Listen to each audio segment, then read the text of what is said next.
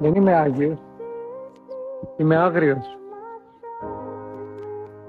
Για φαντάσου.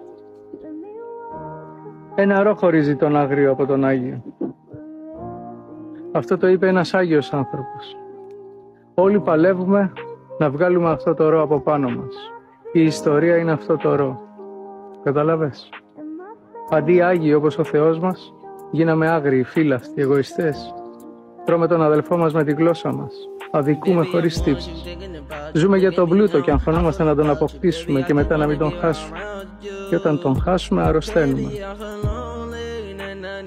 Είμαστε όλο δικαιώματα. Απαγόρευση καμία πουθενά, ούτε στα παιδιά, ούτε στους μεγάλους. Πουθενά.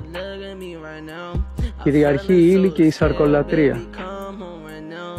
Ο νους του ανθρώπου διασπάται από όλα αυτά. Πού να σκεφτεί τον Θεό. Όμως ο Θεός, να ξέρεις, αγαπάει τόσο πολύ.